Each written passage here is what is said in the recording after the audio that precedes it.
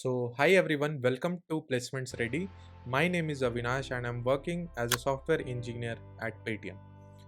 इस वीडियो में बात करेंगे हम लोग कि हम लोग क्या एक गलती करते हैं वाइल लर्निंग डीएसए। सबसे पहले जब आप कॉलेज जाते हो, राइट, तो वहाँ पे क्या होता है कि आप कॉलेज में घुसते ही बहुत सारे बच्चे ऐसे होते हैं जो कि एक कोडिंग बैकग्राउंड से आते हैं। लेट से किसी ने जावा पढ़ा होता है, किसी ने सी प्लस प्लस पढ़ा होता है, बट ऐसा तो ज़रूरी नहीं है कि सबने पढ़ रखा है, करेक्ट। तो सबसे पहले वहाँ पे हम लोग घबरा जाते हैं। मेरे टाइम पे भी क्या होता था, जब मैं नया नया गया था, वहाँ पे कुछ बच्चे थे जो कि जावा में बहुत तोप थे भाई। और मेरे साथ क्या होता था कि मैं थोड़ा सा मतलब वो होता है ना, एक फीलिंग ऑफ डिस्कम्फर्ट, राइट। मैंने क्या करा, मैंने शुरू में एक लैंग्वेज पढ़ी। अब वो लैंग्वेज कुछ भी हो सकता है, C plus plus, Java, Python, okay. Personally I recommend कि सी प्लस प्लस आपको पढ़ना चाहिए। ऐसा क्यों? क्योंकि सी प्लस प्लस का जो रन टाइम कॉम्प्लेक्सिटी होता है वो इज समवॉट बेटर। मुझे नहीं पता आपने फेस करा या नहीं, बट मैंने फेस करा था while giving a companies online test. क्या हुआ, पाइथन में टेस्ट केस रन नहीं हुआ, बट सी प्लस प्लस में वो रन हो रहा था। Why it is so? Because अगर आप टेस्ट केस सेट करते हो ना, तो आपको टाइमिंग भी सेट करना पड़ता है कि इतने देर में होना चाहिए, otherwise it will time out. तो let's say the problem setter में would have not set it correctly, so वो पाइथन में रन नहीं हुआ, बट सी प्लस प्लस में इट वॉज गेटिंग एक्सेप्टेड। कहने का दूसरा रीज़न क्या है, क्योंकि एक बार आप सी प्लस प्लस पढ़ लेते हो ना, तो आपको दूसरे लैंग्वेजेस सीखना ईजी हो जाता है। आप जावा भी आराम से सीख सकते हो, आप जावा स्क्रिप्ट आराम से सीख सकते हो। लेट से कल को आपको iOS डेवलपमेंट में जाना है, तो आप iOS डेवलपमेंट भी आराम से सीख सकते हो, correct. Because iOS development requires a knowledge of Swift and Objective C which is similar to C plus plus, okay. So ये तो हमारा पहला स्टेप होना चाहिए। उसके बाद क्या करना है, उसके बाद आपको सिंपली डेटा स्ट्रक्चर्स पे स्विच करना है। अब डेटा स्ट्रक्चर्स पढ़ते वक्त सबसे पहले आप क्या पढ़ोगे, एरेज। अब एरेज में क्या दिक्कत है कि शुरुआत के इजी प्रॉब्लम्स तो आपसे हो जाएंगे, बट थोड़ा आगे बढ़ते बढ़ते ना आप थोड़ा डिफ़िकल्टी फेस करोगे। क्यों? क्योंकि एरेज ऐसा टॉपिक है जिसमें आपको सर्चिंग, सॉर्टिंग, रिकर्शन, मैथमेटिक्स सब कुछ आ जाता है, ठीक है। तो आप एरे स्टार्ट कर सकते हो with the easy problems, right, like reversing an array, like bubble sort, इस तरीके के प्रॉब्लम्स, जिससे आप इंडेक्सिंग के साथ थोड़ा खेल पाओ, okay. After that you can simultaneously learn character arrays, strings, because they are somewhat similar. Then एक बार जब आप पढ़ लेते हो उसे, you can switch to the techniques से मेरा मतलब है कि सर्चिंग हो गया, शॉर्टिंग हो गया, ये सब आप पढ़ो। सर्चिंग में आप लीनियर सर्च से शुरू कर सकते हो। अब प्रॉब्लम सॉल्विंग कैसे करना है, सबसे अच्छा तरीका है हैकर अर्थ पे जाओ, वहाँ पे आर्टिकल्स पढ़ो, वहाँ आर्टिकल से आपको लीनियर सर्च पे प्रॉब्लम्स मिल जाएंगे, वो उठाओ, सॉल्व करना शुरू करो। That's it. ईजी प्रॉब्लम से शुरू करो, जिसका सबमिशन सबसे ज़्यादा है, मीन्स वो प्रॉब्लम भी ईजी रहा होगा, उससे करो, उससे आपका कॉन्फिडेंस बूस्ट होगा, and then you can learn coding. Now moving on, उसके बाद आपको बाइनरी सर्च पढ़ना है। अब बाइनरी सर्च ऐसा टॉपिक है ना जो कि इंटरव्यू में बहुत ज़्यादा पूछा जाता है, बहुत ज़्यादा, right. If I share my experience, मुझसे भी पूछा गया है in companies like Hotstar. Binary search is a very important topic. अब बाइनरी सर्च में क्या है ना कि वो उसमें एक प्रॉब्लम का वेरिएशन फिक्स्ड है।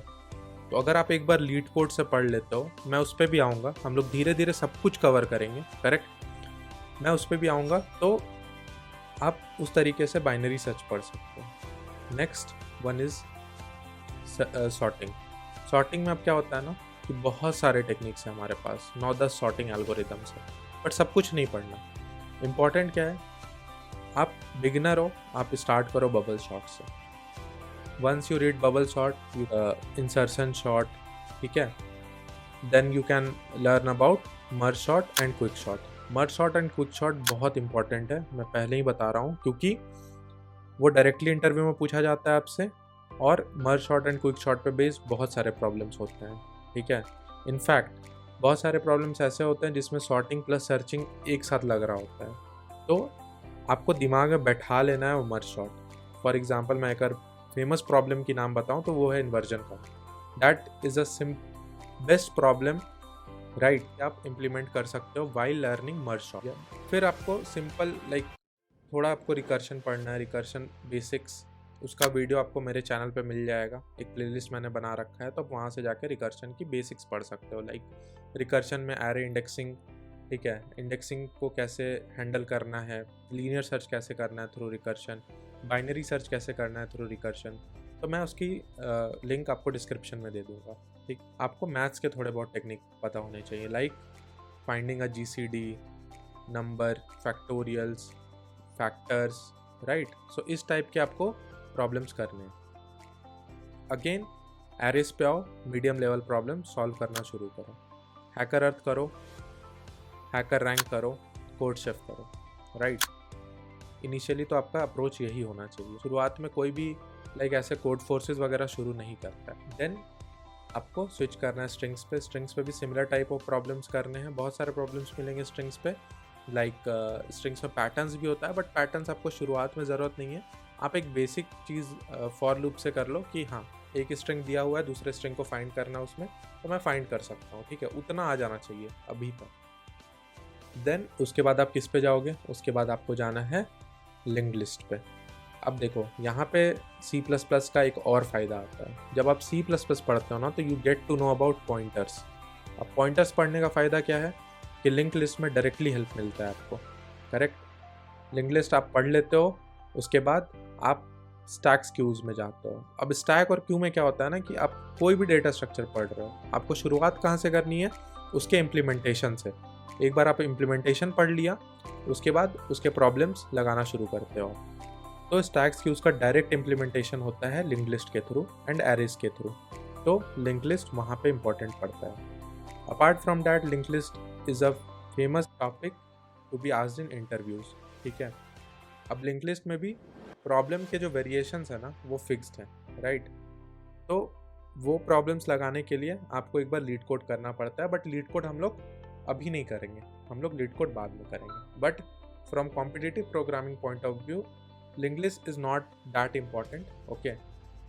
तो लिंक्ड लिस्ट पढ़ने के बाद हम लोग स्टैक्स क्यूज पढ़ना शुरू करेंगे। स्टैक्स क्यूज में आप पहले इम्प्लीमेंटेशन सीखोगे, स्टैक्स क्यूज के ऑपरेशन सीखोगे, like pop, push, top operations, empty operations, like these basic operations. You will solve easy level problems. Then if you are stuck, you must be lagging some of the things, okay. So आपको क्या करना है? आपको वो चीज़ जाके पढ़ना है, दोबारा से उस प्रॉब्लम को रिविजिट करना है एंड देन उसको सॉल्व करने की कोशिश करना है, ओके। तो स्टैक्स क्यूज आपका इस तरीके से कवर हो रहा होगा। अभी तक क्या था? एरेज, स्ट्रिंग्स, स्टैक्स, क्यूज सब कोई लीनियर डेटा स्ट्रक्चर थे। क्यों? एरेज में आप इंडेक्सिंग होता है, राइट। स्ट्रिंग्स में भी इंडेक्सिंग होता है। Then stacks, right, top, bottom, सब चीज़। क्यूज में फ्रंट होता है, रेयर होता है। तो ये एक टाइप का लीनियर डेटा स्ट्रक्चर होता है ये सारा। Now you will learn about non linear data structures. So उसमें क्या हो जाता है? उसमें सबसे पहला आपका ट्रीज आएगा। अब ट्रीज में क्या है? एक पेरेंट है, उसके 2 चिल्ड्रन है। बाइनरी ट्रीज हम लोग मेनली पढ़ रहे होते हैं, ठीक है। जहाँ पे मोर देन 1 चाइल्ड होता है उसको ट्राइज बोल देते हैं हम लोग। तो ट्रीज इंपॉर्टेंट है। Binary tree, binary search tree सब बहुत ज़्यादा इंपॉर्टेंट है, ठीक है। मेरे से कई सारे ऑनलाइन टेस्ट में पूछा गया है एंड बहुत सारे इंटरव्यूज़ में भी पूछा जाता है, ओके। सो वो एक चीज़ हो गया। ट्रीज, बाइनरी सर्च ट्रीज पढ़ने के बाद आपको पढ़ना है ग्राफ्स। अब ग्राफ्स ऐसा टॉपिक है ना जिसमें थोड़ा सा बच्चे घबरा जाते हैं। क्यों? क्योंकि उन्हें समझ नहीं आ रहा होता कि एक जगह से दूसरे जगह कैसे ट्रैवल करें। अब ये ट्रैवल वाला जो टेक्निक है ना, ट्रैवर्सिंग वाला टेक्निक, राइट, वो आपका ट्री से थोड़ा बहुत क्लियर हो जाएगा।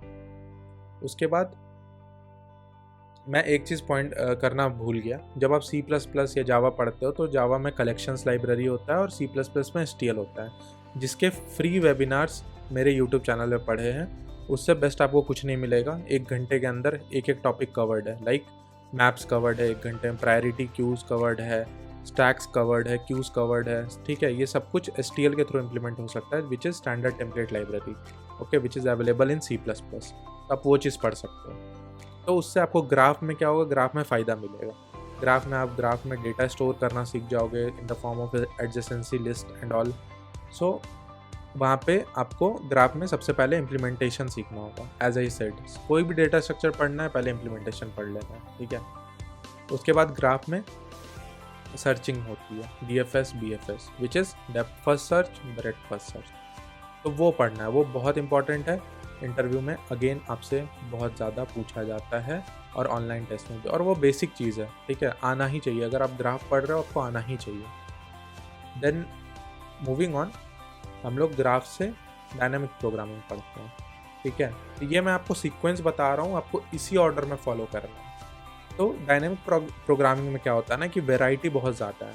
अब डायनामिक प्रोग्रामिंग में अच्छा बनने के लिए आपको रिकर्शन में अच्छा होना पड़ेगा। तो रिकर्शन में आपको सोचना पड़ता है, राइट, कि एक चीज़ के लिए मैं हैंडल करूँगा, बाकी के लिए रिकर्शन हैंडल कर लेगा, ठीक है। जब आप इस चीज़ में परफेक्ट हो जाते हो, programming is just a optimisation over recursion. तो रिकर्शन में क्या होता है, एक चीज़ बार बार कॉल हो रहा होता है। डायनामिक प्रोग्रामिंग में हम लोग वो चीज़ नहीं करते। एक चीज़ जब एक बार कॉल हो ही चुका है तो उसे दोबारा क्यों कॉल करना है, राइट। तो ये चीज़ है, ठीक है। डायनामिक प्रोग्रामिंग हो गया एक बार। सो यू कैन से कि हाँ, अब मेरा डेटा स्ट्रक्चर ऑलमोस्ट हो चुका है, ब्रेड्थ वाइज कवर्ड हो चुका है, बट अभी भी मुझे डेप्थ में कवर्ड करना है। क्यों, ऐसा क्यों बोल रहा हूँ, क्योंकि डायनामिक प्रोग्रामिंग में आपका उसके लिए क्या चाहिए कि आपको बहुत ज़्यादा प्रैक्टिस की ज़रूरत चाहिए, ठीक है।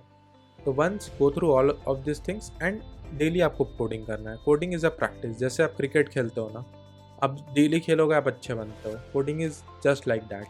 अगर आप डेली कोडिंग करते हो आप डेली अच्छा करते जाओगे उसमें, ठीक है। यही मेरा मानना है। एंड रेगुलरिटी किसी भी चीज़ में ज़रूरी है, करेक्ट। देन मूविंग ऑन, हमारे पास बचता है string algorithms, like KMP algorithm है हमारे पास, Z एल्गोरिदम है, रेबिन-कार्प एल्गोरिदम है। तो ये सब चीज़ आप पढ़ सकते हो, ठीक है। इनफैक्ट ग्राफ में भी बहुत सारे एल्गोरिदम्स हैं। तो अब बेसिक ये है कि पहले आप BFS DFS कर लो, देन एल्गोरिदम्स आप डिजिक्स्त्रास एल्गोरिदम तक एटलीस्ट कर लो। उसके बाद आप सारा चीज़ कवर करते जाना वन बाय वन। सो इस तरीके से आपको करना है सब कुछ कवर, एंड घबराना नहीं है, ठीक है। धीरे धीरे 6-7-8 महीना लगता है initially to be well versed with data structures, ठीक है। मैंने ऐसे केसेस देखे हैं, लाइक बच्चे सब कुछ कर लेते हैं but trees, dynamic programming, graphs उनका लास्ट तक बचा रहता है, क्योंकि थोड़ा सा वो टफ होता है, ठीक है। बट कोई भी जो चीज़ टफ होती है ना, उसको आप ओवरकम कर सकते हो with your hard work, correct. So उसी डायरेक्शन में आपको आगे बढ़ना है।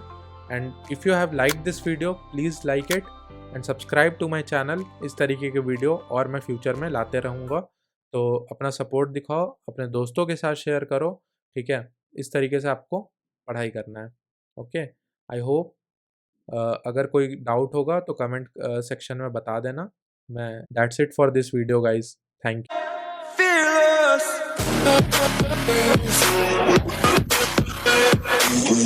यू।